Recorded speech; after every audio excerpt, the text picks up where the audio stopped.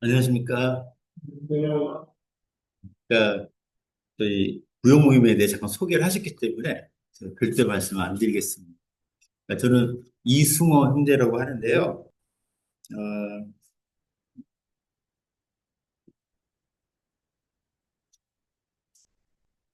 1989년도 관악교회에서 이제 성남수천교회가 분가 개척할 때 같이 나왔습니다. 그때 21세 이제 교회에서 막내였습니다. 송기 성재님은 30세 젊은 장로 형제님이셨는데 세월이 많이 흐른 것 같습니다. 어, 이번에 MT를 하니까 어, 제가 어떻게 하다 보니까 영년자가 되어 있더라고요. 그래서 세월의 이게 무상함을 이렇게 느끼게 되었는데요. 이렇게 초대해 주시고 또 맛있는 점심까지 준비해 주신 거에 대해 진심으로 감사의 말씀을 드리겠습니다. 비전동이 참, 비전동이라는 단어가 궁금해서 찾아봤어요. 비석이라는 뜻이 있더라고요. 대단한 뜻이 있는 줄 알았는데 그건 아니고 이제 큰 비석이 있었는데 그 동네 전체를 나중에 비전동이라고 이렇게 명명을 했더라고요. 적극적으로 이제 행정기관에서 미래지향적인 그런 동네로 많이 이렇게 홍보를 하는 것 같아요. 그래서 이름이 참 그리스도 안에서 참 좋다, 멋있다 이런 생각을 하고 왔습니다. 오늘 말씀의 주제는 평택 비전교회 비전입니다. 어, 어, 기억하기 쉬우시라고 평택 비전교회 비전이 오늘 말씀의 주제입니다. 송기성님 장남 찬희 형제가 저한테 말씀을 이렇게 부탁한다고 전달해 주었습니다. 근데 처음 이렇게 이 전체 연령대가 높으시다는 말씀을 듣고 좀 고민이 되었어요. 왜냐하면 제가 평생 학생이나 청년들 그리고 젊은 귀여운 가정들 돕는 역할을 많이 했었거든요. 그래서 한 번도 대부분 성도가 50대 이상인 그런 교회에서 말씀을 교제한 적이 없더라고요. 그래서 어떤 말씀을 교제할까? 그런 기도도 하고 좀 고민을 했었는데요. 그때 생각나는 말씀이 고린도후서 4장 16절 말씀입니다. 고린도후서 4장 16절 다 같이 보도록 하겠습니다.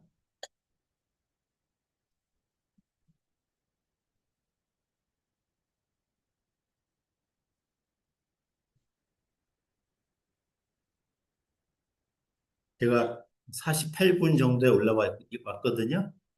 어, 1시 반에 딱 끝내야 되죠.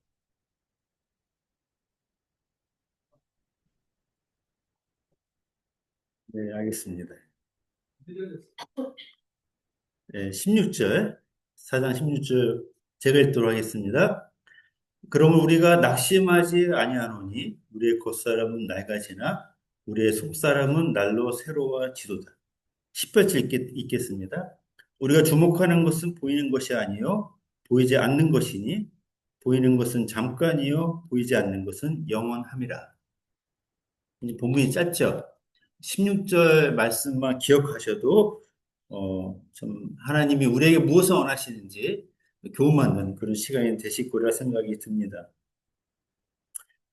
이 말씀은 50대 이후에 에, 인생의 후반전을 살아가는 그리스도인들에게 큰 교훈이 되는 것 같습니다.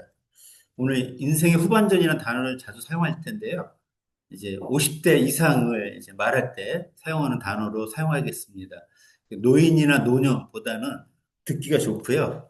그리스도인들이 비전을 품게 하는 단어인 것 같습니다. 인생의 후반전.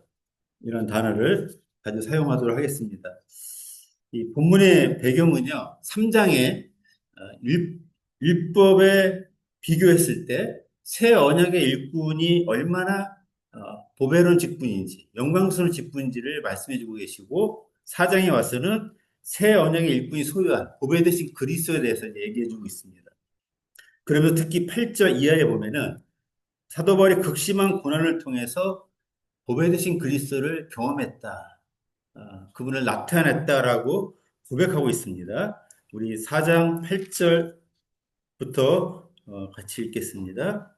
제가 읽겠습니다. 8절. 우리가 사방으로 우겨싸움을 당하여도 쌓이지 아니하며 답답한 일을 당하여도 낙심하지 아니하며 박해를 받아도 버림받지 아니하며 거꾸로 트림을 당하여도 망하지 아니하고 우리가 항상 예수의 죽음을 몸에 짊어짐은 예수의 생명이 또한 우리 몸에 나타나게 하려 함이라. 바울은 항상 예수의 죽은 몸을, 그 죽음을 몸에 짊어지고 살았다라고 고백하고 있습니다. 이것은 자기분의 삶을 말하기도 하지만 전도의 삶에 있어서 극심한 고난을 받았음을 우리에게 말해주고 있습니다. 이것을 고린도서 11장 24절에 보면 잘 설명해주고 있어요. 40의 감암매를 5번을 맞았다. 이렇게 나와 있는데 40의 감암, 한 대를 감한 매가 39대거든요. 40대를 때리면 죽을 것 같으니까 한 대를 뺀 것이에요. 이 말씀은 죽기 직전까지 맞는 것을 의미합니다. 그리고 태장을 3번 맞고요. 또 강도의 위협과 군주름의 위협, 태풍의 위협 속에 복음 전도의 삶을 살았습니다. 그는 돌에 맞아 죽은 것 같은 상태에서 버려짐을 당하기도 했고요. 또 바다에 빠져서 주야로 이 찬 바다에서 구조를 기다리면서 주님께 기도를 했던 적도 있었습니다. 사도 바울의 삶을 한마디로 말씀을 드리면 삶과 죽음을 넘나드는 극심한 고난 가운데서 복음을 전했던 것입니다. 아마 그는 하나님의 영광을 자주 봤을 것입니다. 저도 자주 경험 없지만 극심한 고난 가운데 하나님의 임재를 깊이 느낄 때가 있어요. 정말 힘들고 하나님이 아니면 안 된다는 그 절박한 상황 속에서 하나님 임재를 경험할 때가 있습니다. 사도 바울은 매 순간이 그런 삶이었어요. 스테반이 죽기 전에 하나님 우편에 서 계신 그리스도를 봤던 것처럼 그런 이 고난 속에서 주님을 만났을 것입니다. 그 영광을 봤을 것입니다. 그러면서 이런 처음에는 이런 기도를 했을 것이에요. 왜? 내가 육신을 사는 것도 아니고 막 사는 것도 아니고 주와 복음에 사는데 이런 극심한 고통이 왜 계속되나? 라는 의문을 가졌을 것입니다. 이것에 대해서 우리 4장 11절은 이렇게 말해주고 있습니다. 11절을 보도록 하겠습니다. 우리 살아있는 자가 항상 예수를 위하여 죽음에 넘겨짐은 예수의 생명이 또한 우리 죽을 육체에 나타나게 하려 함이라. 이 사도 바울이 극심한 고난 가운데서 깨달았어요. 주님의 이 고난 가운데서 복음을 전하게 하셨는지를. 바로 예수의 생명이 나타내기 위해서. 그분을 나타내기 위해서 그런 고난을 허락하셨다는 것을 깨달았던 것입니다. 바울은 우리에게 있는 보배 되신 그리스도가 그분의 생명과 능력으로 나타내기를 원하셨던 것 같아요. 그래서 그것을 경험하기 위해서는 우리가 받는 그 어떤 고난이나 역경이나 어려움이 아무것도 아니라고 사장을 통해서 말씀해 주고 계신 것입니다. 이런 배경 속에서 4장 16절에 그러므로 우리가 낙심하지 아니한다 이렇게 이제 말해주고 있는 것입니다. 우리 우리 복음 때문에 고난을 얼마나 받으십니까? 복음 때문에 돌에 맞은 적 있으세요 혹시? 복음 때문에 바다에 빠져서 죽을 위기에 놓이셨습니까? 아니면 복음 때문에 뺨을 한 번이라도 맞으신 적 있으십니까? 저는 없는 것 같아요. 기껏해봤자 욕을 먹은 적은 있어요. 복음을 전하다가. 근데 그 이상의 고난은 없었습니다. 인생의 후반전을 살아갈 때 우리는 복음 때문에 고난을 받지 않지만 인생의 후반전을 살아가는 그리스도인들에게 많은 어려움이 있는 건 사실입니다. 신체적으로, 정신적으로 고통이 있어요. 오늘 이렇게 죽으러 보니까 많은 분들이 아프시더라고요. 또 신체적으로 질병의 고통이 있고요. 또 죽음에 대한 두려움이 찾아오고요. 우리 자매님들은 갱년기를 지나면서 그 우울감 속에서 굉장히 죽고 싶을 그런 마음을 가질 정도로 그 우울감을 경험할 때가 있습니다. 제가 57세인데 올해 이제 40대 후반을 거쳐서 50대에 가면서 자매님들을 유심히 봤습니다. 봤더니 생각보다 이 감정에 굉장히 지배를 많이 받으시더라고요. 호르몬의 변화 때문에 그러시죠. 저도 이해를 다는 못하겠지만 참 어려운 시기다, 이 시기가 힘든 시기다 이런 것을 깨닫게 됩니다. 아무튼 인생 후반절을 살아가는 모든 그리스도인들에게 어려움이 있어요. 제가 제일 안타까운 것은 21살 성남 수련회에서 봤던 그 20대, 30대의 그 자매님들의 열정과 헌신을 보면서 자랐습니다. 어떻게 보면 형제님들의 믿음의 본을 따른 것도 있지만 이 자매님들의 열정과 헌신에 굉장히 감동을 많이 받아왔고 그런 자매님들을 사모하면서 20대를 지냈습니다. 근데 그런 자매님들이 40대, 50대를 거치면서 그 열정을 잃어버리는 모습을 보면서 마음에 큰 낙심이 되었습니다. 너무 안타까운 마음이 들었습니다. 그런 차원에서 우리 인생의 후반전을 살아가시는 우리 평택 비전교회 형제자매님들에게 어, 오늘 말씀이 큰 교훈이 되지 않을까 하는 생각을 하게 됩니다. 오늘 본문에 보면 두 사람이 나와요. 겉사람과 속사람이 등장합니다. 이 겉사람은 우리의 몸을 말하죠. 이 신체를 말해주고 있습니다. 16절에 보니까 우리의 겉사람은 낡아지나 이렇게 말해주고 있죠. 이 낡아진다는 말은 점점 썩어 없어져 간다 이런 뜻이에요. 좀 슬픈 말이죠. 어, 우리 사랑하는 부모가 또 형제가 가족이 점점 썩어져 없어져 간다. 아, 슬픈 말인 것 같아요. 5장에 보면 사도 바울이 이 몸을 장막이라고 표현합니다. 장막집이라고 표현합니다. 때가 되면 낡아지고 썩어지고 없어질. 그래서 잠시 있다가 떠날 임시 설치물에 불과하다는 것입니다. 이거 사도 바울은 특별히 강조하고 있습니다. 18절에 보니까 보이는 것은 잠깐이요 이렇게 표현해주고 있어요. 잠깐. 이 잠깐이라는 단어가 순간적이다. 순식간이다 이런 뜻이거든요. 정말 우리 젊음이 순식간에 지난 것 같습니다. 너는 흙이니 흙으로 돌아갈지어다라는 말씀처럼 먼지로 시작한 우리 육체가 다시 먼지로 순식간에 돌아가는 거예요. 이게 제 인생이에요. 여기 중3 이제 3명 학생이 왔어요. 얼마나 예쁩니까? 이 승마 수련회 제일 예쁜 이제 3명이 뽑혀서 이렇게 왔습니다. 너무 예뻐요. 근데 안타까운 것은 사람이 노화가 25세 시작된다고 합니다. 25세부터 노화가 시작돼요. 9년 남았습니다. 25세부터 노화가 시작돼요. 제가 처음 결혼하고 저희 자매가 임신을 했을 때 이제 길을 가다가 이제 과일 파는 할머니한테 과일을 산 적이 있어요. 그 할머니가 웃으면서 그렇게 말씀하시더라고요. 참 좋은 때다 이런 말을 하더라고요. 그때는 이해를 못했어요. 그냥 부러워서 하시는 말씀인 줄 알았는데 인간적으로 그때가 참 좋은 때였습니다. 근데 안타까운 거는 너무 순식간에 지난 것 같아요. 성남 수련회 막내였던 제가 이제는 성남 수련회 연장자가 되었습니다. 성경은 이렇게 말씀하고 계시죠. 모든 육체는 풀과 같고 그 모든 영광은 풀의 꽃과 같으니 풀은 마르고 꽃은 떨어지되 이렇게 말씀해 주고 있습니다. 육체가 풀처럼 마르고 꽃처럼 떨어지도록 정해져 있다는 거예요. 우리가 이 육체의 이 겉사람에 연연하지 말아야 될 이유가 여기에 있습니다. 나이가 들어가시면서 힘들어하고 고통받는 대부분이 육체와 관계되어 있더라고요. 거의 연연한 거예요. 연연되어 있는 거예요. 젊었을 때는 건강한 몸으로 주님을 섬기시다가 나이가 들고 갱년기가 오고 호르몬의 변화가 오고 마음이 낙심이 되고 우울해지고 또 어떤 문제가 생기고 고민거리가 많아지고 이런 세상적인 일에 휩싸이다 보면 거기에 연연해서 이제 하나님을 잃어버리게 되는 것을 많이 보게 되었습니다. 하나님 기뻐하시는 삶이 아니라고 생각이 듭니다. 저희 회사 거래처에 보면 60대 사장들이 굉장히 많아요.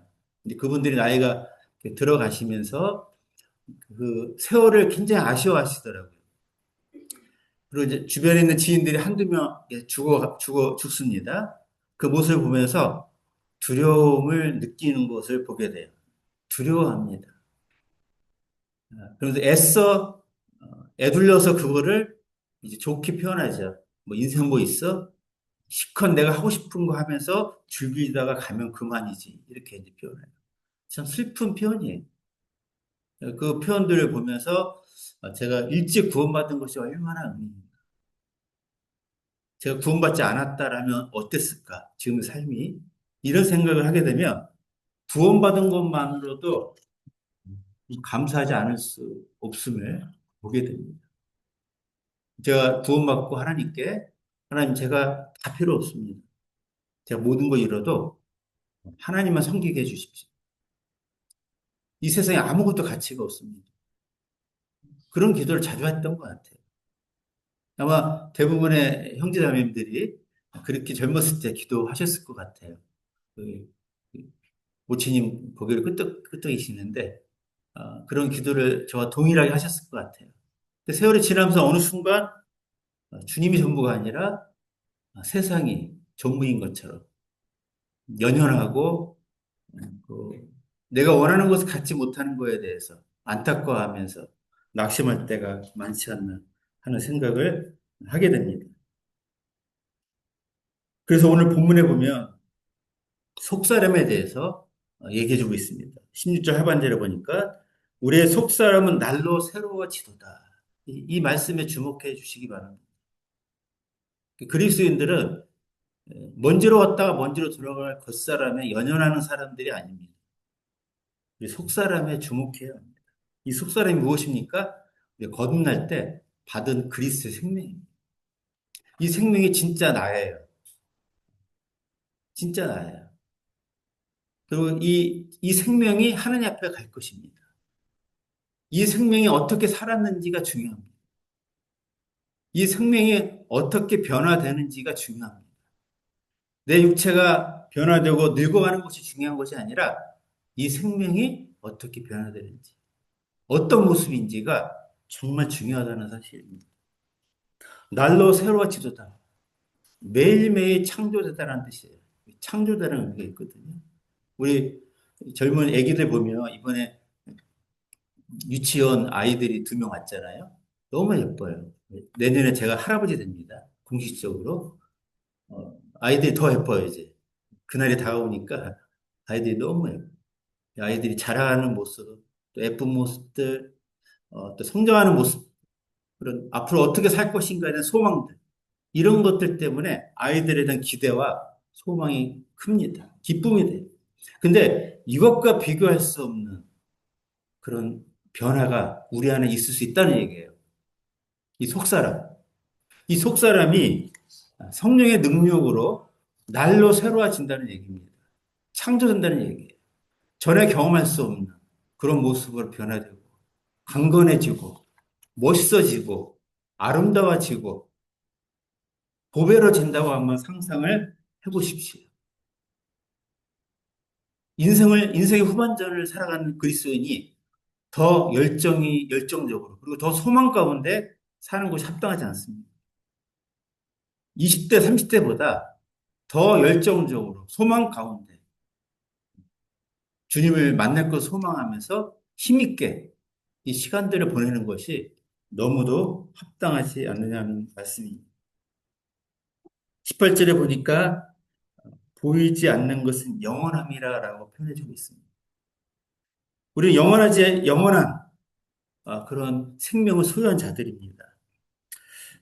인생의 후반전에서 살아가고 있는데 우리 축구 경기를 한번 생각해 보십시다. 전반전이 끝났어요. 후반전이 시작되죠. 전반전이 중요합니까? 후반전이 중요합니까? 후반전이 중요해요. 왜냐하면 승패는 후반전에 결정합니다. 전반전에 이기고 있더라도 역전될 수가 있어요.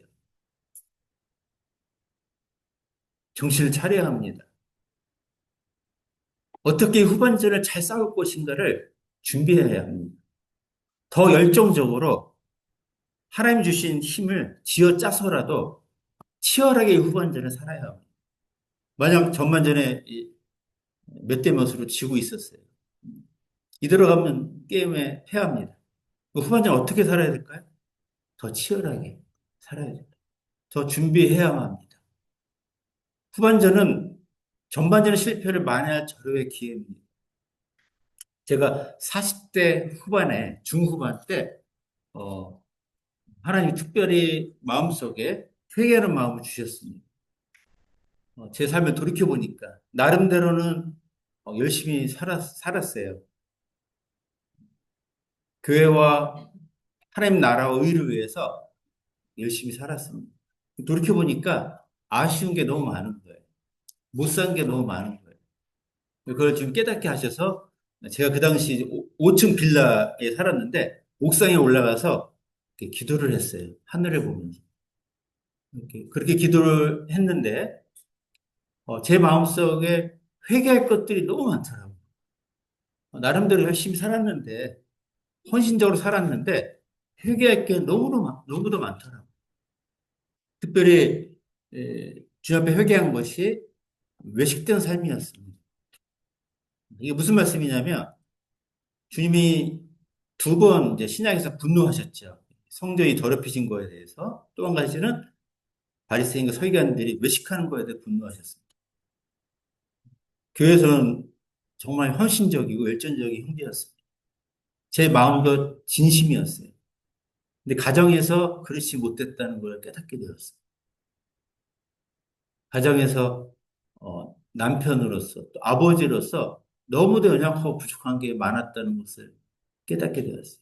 자녀들을 주의 교훈과 훈계로 잘 양육하지 못했다는 것을 깨닫게 되었습니다. 올라갈 때마다 눈물로 회개하면서 기도하게 되었어요. 근데 여기 한두 번이 아니라 몇 달이 아니라 1년, 2년이 갔습니다. 그때 깨달았어요. 내가 얼마나 어, 잘못된 신앙생활을 했는가. 내가 얼마나 하나님 앞에 거룩하지 않은 신앙생활을 했는가.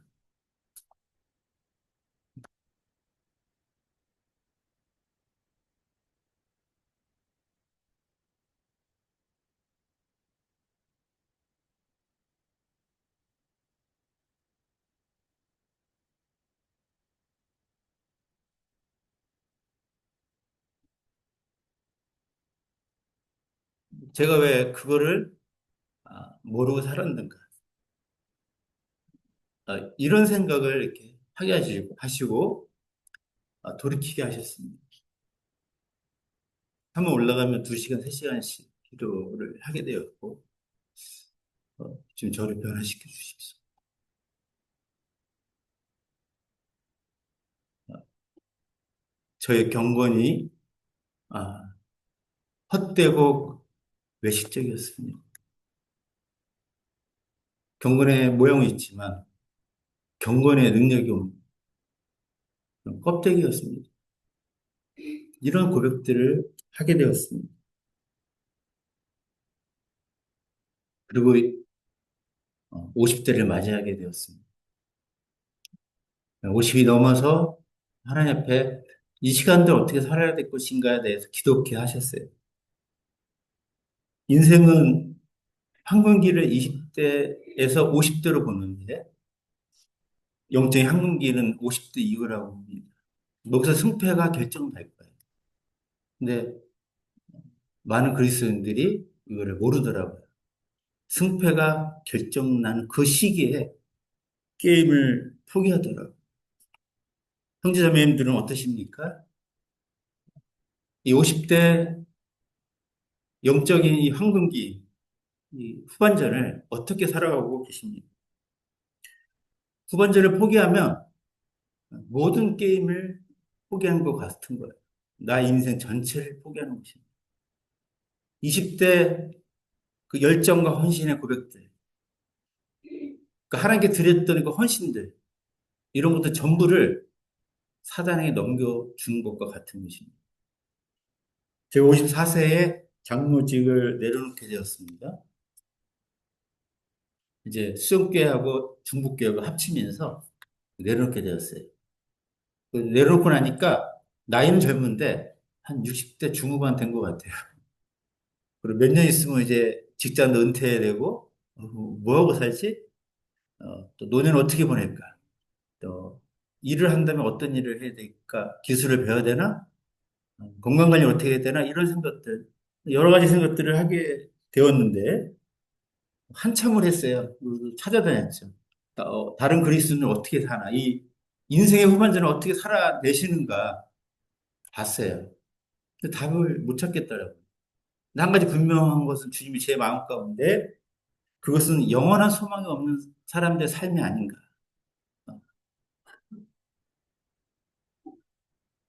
너는 다른 삶을 살아야 한다라는 마음을 주셨습니다.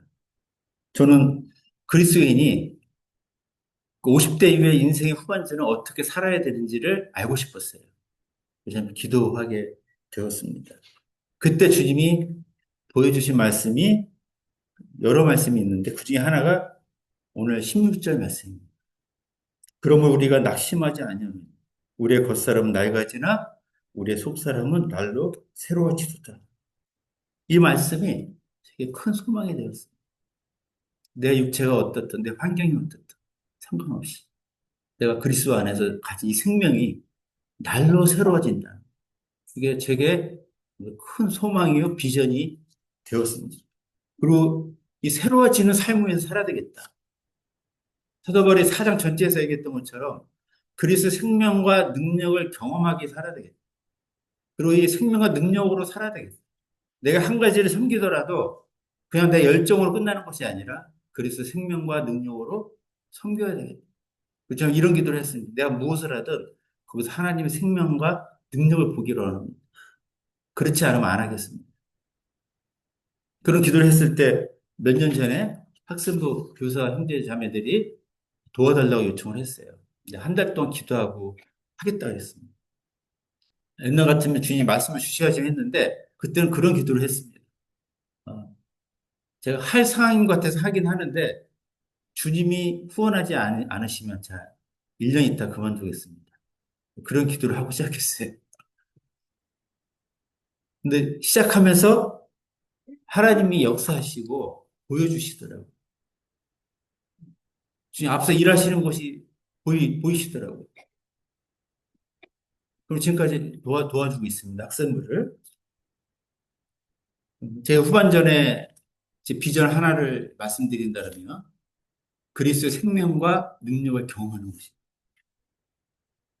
날로 날로 내 생명이 주님을 닮아가고 그 생명으로 충만하고 그리스도의 능력을 경험하는 것이 저의 비전입니다. 형제 자매님들 이런 비전을 가지셨으면 좋겠습니다. 제가 24살에 큰 병을 앓게 되었습니다. 2년 동안 이제 앓았는데 그 전 1년에 저희 어머니가 돌아가셨는데 저를 보니까 아무것도 없더라고요. 뭐 건강, 뭐 특별히 뭐 신체가 좋은 것도 아니고 많이 배운 것도 기술도 없고 유산도 없고 아무것도 없더라고요. 좀 마음이 좀 그랬는데 한 가지가 떠올랐어요. 젊음이 있더라고요. 23살. 젊음. 내가 젊은데 뭘 못할까? 이런 생각이 들더라고요. 그러다 1년 있다가 저희 병에 걸렸습니다. 이게 하늘이 무너지는 것 같았어요. 정말 절망하고 낙심했어요. 하나님 저에게 왜 이런 일을 하라고 하셨어요? 그때 고린도 후서 1장 9절 말씀을 주님이 보여주셨습니다. 우리 1장 9절 한번 볼까요? 1장 9절. 우리는 우리 자신이 사형 선고를 받은 줄 알았으나 이는 우리로 자기를 의지하지 말고 오직 죽은 자를 다시 살리시는 하나님만 의지하게 하십니다. 이 말씀을 보는 순간 내 모든 원망과 낙심이 사라지게 되었습니다. 하나님 나와 함께 계신 것을 알게 되었고 주님이 허락하셨던 걸 깨닫게 되었습니다. 그 뒤로 젊었지만 육체의 약함으로 인해서 하나님을 많이 경험하는 시간들을 20대에 가지게 되었습니다. 우리 인생의 후반전은요, 우리가 원하든 원치 않는 여러 약점들을 갖고 있습니다. 또 신체 고통과 연약함이, 아픔이 생각보다 커요, 사실은. 굉장히 큽니다. 그 호르몬의 조절이 안 되면 그 우울감이 심각할 정도로 찾아올 때가 있을 것입니다. 굉장히 큽니다. 하나님 이 기관들 통해서 우리가 무엇을 기대하시겠습니까? 우리로 자기를 의지하지 말고 죽은 자를 다시 살리신 하나님만 의뢰하기를 원하지 않겠습니까? 이 비전을 품고 사시기를 바랍니다. 시간이 없는데 이 비전을 가지고 살아야 될 인생의 후반전에서 특별히 힘써야 될 세 가지 삶에 대해 잠깐 나누겠습니다. 힘써야 될 삶에 대해 짧게 좀 줄이면서 할게요. 첫 번째는 주님의 성품을 나타내는 삶을 사십시오. 피조물이 고대하는 바는 하나님의 아들들이 나타나는 것이다. 이렇게 오늘 8장에서 말씀해 주고 계시죠. 정말 아들다운 아들을 피조물은 기대하고 있습니다. 말로만 믿는 사람이 아니라 아들을 닮은 아들들, 주님처럼 사는 그리스도인, 그 사람들이 이 시대에 정말 필요합니다. 시티아에 있을 때 돈 니콜슨 형제님이 강의하러 자주 오셨는데 80대가 넘은 분인데 그분의 별명이 하늘 아버지였습니다. 그분과 함께 있으면 왠지 모르게 편해요. 위로가 됩니다. 주님의 모습을 봐요. 우리가 만약 그분처럼 하나님의 성품을 닮은 사람이라면 얼마나 영향력 있는 삶을 살 수가 있겠습니까? 은사가 좀 부족해도, 구원받은 지 오래되지 않아도 얼마나 영향력 있는 삶을 살겠습니까? 인생의 전반전에 좀 부족해 보여도요. 어, 우리가 젊을 때는 뭔가 부족해 보여도 넘어가더라고. 어리니까. 근데 그렇지 않아요. 후반전이 되면 그렇게 안 넘어가요. 욕을 합니다. 비난을 합니다. 주님 닮지 않은 그리스도인들 때문에 교회에 불화가 일어나고 성도들이 하나 되지 못합니다. 또 영혼들이 교회에 왔다가 도망가요. 영혼들이 더해지지 않습니다. 지금 복음에 관심이 없는 것 같지만 사람들은 항상 사랑에 굶주려 있습니다. 주님의 사랑이 넘치는 교회, 주님의 성품을 담은 교회가 된다면 영혼들이요 찾아옵니다. 사랑에 굶주린 영혼들이 그 사랑이 어디에 있는지를 알고 찾아오게 됩니다. 그때 교회 부흥이 일어나는 것입니다. 주님 닮은 성도들이 가득 찬 교회를 한번 상상해 보십시오. 그걸 꿈꿔 보십시오. 나는 어떠한 성품으로 살고 있는지, 나는 어떻게 내 가족들과 또 사회에서, 또 교회에서 어떤 사람으로 평가받고 있는지 돌아보시기를 바랍니다. 너무 중요한 부분이에요. 마태복음 5장에 보면 너희를 사랑하는 자를 사랑하면 너에게 어떤 상이 있겠느냐? 세리도 이와 같이 하느냐? 너희가 형제에게만 무난하면 남보다 더한 것이 무엇이냐? 이방인도 이와 같이 하느냐?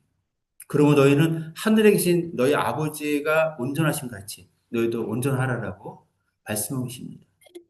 도덕과 율법을 뛰어넘는 그리스도의 삶은 그리스도 의를 이루는 그 삶을 사시기를 하나님은 원하십니다. 그리스도의 성품은요, 도덕과 율법을 뛰어넘습니다. 초월합니다.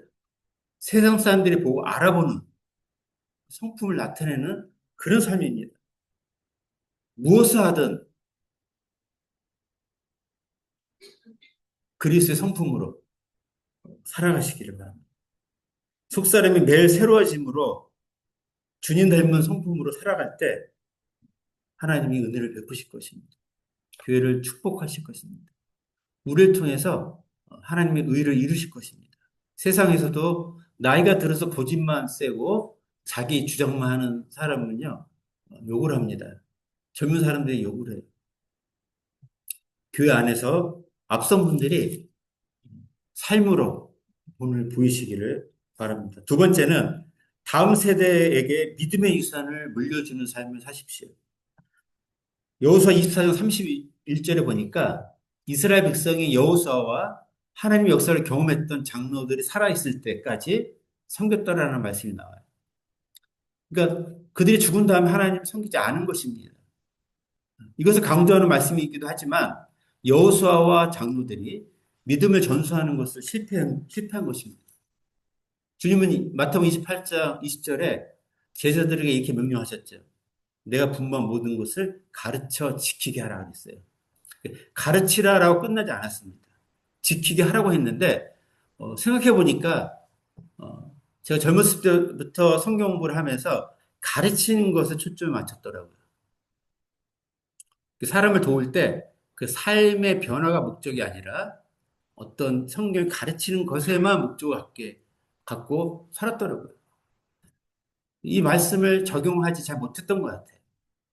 지금은 그렇게 하지 않아요. 가르쳐서 지키게 하는 데까지가 목표로 이렇게 규제를 하고 있습니다. 그 사람이 변화될 때까지 규제를 하게 돼요. 하나님 은혜를 경험하게 됩니다. 제가, 저희 딸이 이제 결혼을 했어요. 어, 한지 이제 작년 3월에 했는데, 몇 달 전부터 성경 공부를 중으로 하고 있습니다. 왜 하게 되냐면, 우리 아이들이 어릴 때 주의 교훈과 훈계로 충분히 교육하지 못했던 제 자신을 보게 되면서 소원이 생겼고, 믿음의 유산을 다음 세대에게 물려줘야 한다는 이 말씀을 통해서 그렇게 하게 되었죠. 참 감사가 되고요. 하며 할수록 정말 이 일이 합당하다라는 것을 깨닫게 됩니다. 그 안에서 성경 공부를 하는데 이런 마음으로 이제 같은 마음으로 하고 있어요. 주님 정말 기뻐하신다라는 생각이 듭니다. 형제자매님들은 다음 세대에게 내가 경험된 믿음을 전수한다라는 생각으로 성경 공부를 하고 계십니까? 그런 분들이 필요해요. 하나님을 경험한 그리스도인이 필요하고요. 그 하나님을 경험하도록 가르치는 그런 그리스도인이 필요합니다. 이 인생의 후반전에 아낌없이 믿음을 전수해 주십시오. 우리 언제까지 이 땅에 살아있는 게 아닙니다. 아낌없이 하나님을 경험하신 것, 하나님 주신 것들, 아낌없이 전수해 주시기를 바랍니다. 세 번째는 믿음의 길을 끝까지 달려가는 삶입니다. 우리 힘써야 될 삶 세 번째는 믿음의 길을 끝까지 달려가시기를 바랍니다. 디모데후서 4장 7절에 나는 선한 싸움을 싸우고 나의 달려갈 길을 마치고 믿음을 지켰으니 사도 바울이 감옥에서 죽기 전에 이 말씀을 보냈죠. 인생의 마지막에서 우리가 할 수 있는 최고의 고백이 아닌가 하는 생각이 들어요. 저도 주님이 허락하시면 제가 주님 나라 가기 전에 이 말씀을 교제할 기회가 있다라면 참 영광이다. 이런 생각이 들고요. 이 말씀으로 교제하면서 후회가 없는 나의 달려갈 길을 다 달려갔다라고 고백할 수 있다라면 얼마나 감사가 될까 이런 생각을 하게 됩니다. 얼마 전에 미국에 존 맥아더 목사님이 이제 소천을 하셨어요. 그분이 소천하기 전에 이 말씀으로 교제를 이렇게 하시는 것을 듣게 되었습니다. 참 감동이 되었습니다. 그분이 특별히 그 아버지에 대해서 이제 간증한 내용이 있습니다. 아버지에 대해서 그분의 가문들이 대대로 하나님 섬겼던 분들인데 그 아버지께서 93세까지 주님을 섬겼던 분인데요. 그존 메가더 목사님이 아들로서 아버지를 이렇게 평가합니다. 내 아버지는 한 번도 그분이 말하는 것과 삶이 일치되지 않은 적이 없었다. 그리고 한 번도 흐트러지는 것을 본 적이 없다라고 그러면 그 아들의 고백에 평생 아버지를 보면서 느꼈던 것을 얘기하는 겁니다. 한 번도라는 단어가 제 마음에 각인이 되었어요. 꽂혔습니다. 어떻게 한 번도라고 할 수 있을까? 저를 보면 참 부끄러운 게 많은데 저렇게도 살 수 있고 내가 그동안 연약했고 또 많이 넘어졌지만 남은 인생의 후반전은 그런 마음으로 살 수 있겠다. 말과 내가 믿는 말씀과 삶이 일치된 삶. 하나님과 영적인 싸움을 치열하게 싸움으로 말미암아 흐트러지지 않고 뒤로 물러가지 않고 하나님 부르신 부름의 상을 따라서 끝까지 달려갈 수 있겠다. 이것을 내가 소망하면서 살 수 있겠다라는 생각을 하게 되었습니다. 성경에 많은 의인들이 있고 믿음의 사람들이 있습니다. 이 사람 특징이 무엇입니까? 다소 연약함이 있지만 끝까지 믿음의 길을 걸었던 사람들을 하나님은 인정하셨어요. 중간에 포기하고 뒤로 가는 사람들이 아니라 끝까지 믿음의 길을 걸어갔던 사람들. 얼마나 치열했겠습니까? 얼마나 영적인 싸움이 많았겠습니까? 또 갈등이 많았겠습니까? 그러나 하나님 주신 속사람의 새로움으로 말미암아 그 일을 감당하면서 그에게 주어진 그 길을 끝까지 달려갔던 것을 보게 됩니다. 형제자매님들, 주님이 곧 오시고 어, 다른 누구보다 인생의 후반전을 살아가시는 형제자매님들께서 주님을 만날 시간이 가까워 있습니다. 보장하지 못하잖아요. 인생 60부터라고 말하지만 70살이 되면요, 50%가 사망한다고 합니다. 그 또래의 50%가요. 80세가 되면 또래 50%가 또 사망한다고 합니다. 우리 언제 죽나갈지 아무도 몰라요. 이 믿음의 길을 하나님이 우리에게 부르신, 우리에게 맡기신 그 믿음의 길을 치열하게 싸우시면서 나아가십시오. 주님 함께 하십니다. 그리고 우리의 힘이 아니라 우리의 속사람이 새롭게 됨으로 그리스도의 생명과 능력으로 주님 감당케 하실 것입니다. 그래서 몸은 쇠퇴했지만 우리 속사람만은 20대, 30대보다 더 열정적이고 헌신적이고 주님 사랑하는 마음으로 살아가는 그 앞 세대가 필요한 거예요, 이 세대. 정말 필요합니다. 지금은 영적인 어둠이 굉장히 짙게 드려지고 있습니다. 유럽이 포스트 모더니즘 사상으로 인해서 완전히 무너졌죠. 다 이건 아시죠?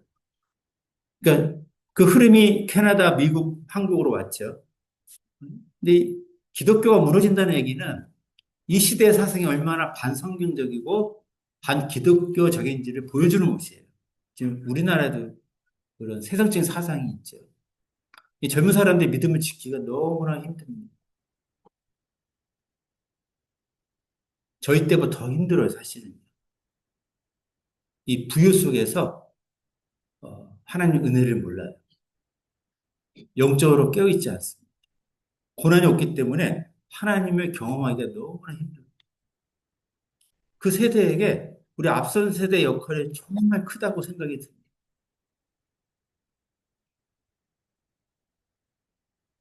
몸은 늙어갔지만 우리 믿음 더 열정이 열정적으로 하나님 사랑하고 헌신하시기를 바랍니다. 하나님이 그러기 위해서 우리를 부르셨습니다. 우리에게 인생의 후반전을 허락하셨습니다. 우리가 아직까지 살아있는 것은 하나님 이루고자 하는 목적이 있기 때문이라고 저는 믿습니다. 여러분, 이순신 장군이 23전 23승을 했던 불패 신화를 이뤘던 분이시죠? 근데 그 승전의 뒤에는요, 우리 잘 모르는 한 분이 계셨습니다. 이 정걸 장군이라는 분이 계셨는데, 이분은 인제일은 1592년도에 배발을 했었는데요. 그 당시 79세 노인이었습니다. 그러니까 지금으로 말하면 해군 사령관까지 임했던 그분이 나이가 들어서 은퇴하고 초하에서 이제 묻혀 살았던 그런 분이었습니다. 근데 이순신 장군이 자기가 경험이 없다는 걸 알고 정거의 장군을 찾아갑니다. 도와주십시오. 장군님의 경험과 지혜가 필요합니다. 간청을 하게 됩니다. 정거 장군이 그 은퇴를 하고 이제 이 늙은 이 몸을 이끌고 전쟁에 참여를 하게 됩니다. 그러다가 그해 7월 8일 날 당포해전에서 장렬히 전사를 하게 됩니다. 이순정에 쓴 난준 일기에 보면 이 정걸 장군에 대한 애도와 존경의 말을 적어놓고 있습니다. 이 정걸 장군은요, 겸손했던 분이에요. 31세나 어린 이순신 장군의 부하로 들어갔습니다. 그 간청에 응했던 것이에요. 백성과 나라를 정말 사랑했기 때문에 가능했던 것입니다. 두 번째는 그런 짧은 기간이지만 그가 경험했던 여러 전술, 전략, 운용에 대해서 모든 것을 경험을 전수해 줍니다. 2개월 남짓 정도 이렇게 전수해 줄 기간이 있었던 것 같아요. 굉장히 짧은 기간이지만 너무도 굵게 살았던 분이에요. 그리고 그는 은퇴를 했지만 그 남은 일을 위해서 생명을 들였습니다. 그가 달려갈 마지막 길이었던 것 같아요. 그것을 회피하지 않았습니다. 그것이 죽음의 길임에도 불구하고 회피하지 않고 짧은 그 기간을 달려갔던 그런 분이셨습니다. 예수님의 삶이 그렇지 않을까요? 그분 이 땅에 사시면서 하나님 완전한 성품으로 사셨어요. 조그마한 흠도 없으셨습니다. 위로가 필요한 자에게 위로를 주시고 사랑이 필요한 자에게 따뜻한 안식처가 되셨습니다. 영혼을 품으시고 함께 울어주시고 복음을 전해주시고 세상에 볼 수 없는 완전한 하나님의 성품으로 사셨기 때문에 영향력 있는 그런 삶을 사셨습니다. 그분은 어려운 백성에게만 초점을 두지 않으시고 열두 제자를 양육하기 위해서 3년을 밤낮으로 가르치고 지키게 하는 일에 헌신하셨습니다. 그리고 마지막 십자가의 길을 이제 끝까지 포기하지 아니하시고 걸어가심으로 우리에 대한 구원을 이루셨습니다. 우리도 마땅히 주님처럼 그 마지막 인생의 후반전을 걸어가는 그런 삶을 살아야지, 살아가는 것이 마땅하다라고 생각이 듭니다. 그런 소원을 가지신 분들이 필요해요. 갈렙과 여호수아 모든 사람이 믿음을 저버린 그 시대에서 오직 믿음 하나로 일어섰을 때 여호수아는 백성을 가나안 땅으로 인도하고요. 갈렙은 아무도 나서지 않는 포기했던 그 헤브론 땅을 차지하게 됩니다. 모두가 아니라고 말하고 모두가 믿음을 떠난다 할지라도 그 믿음을 붙잡고 하나님 신뢰하고 나아가는 그 한 사람을 통해서 하나님 일하실 것입니다. 우리 성대 비전교회 비전이 넘치는 교회인 것 같아요. 이름이 너무 좋습니다. 마음에 듭니다. 주님도 마음에 드실 것 같아요. 주님이 형제자매에게 원하시는 이곳에 이 교회를 세우게 하시고 아직 이 땅에 두신 그 목적을 정말 이루시기를 바랍니다. 우리 나이 드신 모치님, 자매님들의 보이지 않는 기도가 교회를 세우실 것입니다. 아직 역할이 굉장히 많으세요. 사실은. 이렇게 이 겉사람에 연연하지 마시고 기도하신다라면 주님 보여주실 것입니다. 나에게 하나님이 어떤 일을 하기를 원하시는지 보여주실 것입니다. 그리고 보여준 일을 주님이 나를 부르실 때까지 후회 없이 끝까지 달려가시는 형제 자매님들 되시기를 바랍니다. 우리 잠깐 1분 정도 눈을 감으시고 오늘 말씀을 들으시면서 주님의 말씀으로 들리셨다라면 하나님 앞에 기도하는 시간 1분 정도 가졌으면 좋을 것 같아요. 1분 정도 하나님 앞에 기도하는 시간을 가지시고 사회정대님 나와서 마무리 기도해 주시면 감사하겠습니다.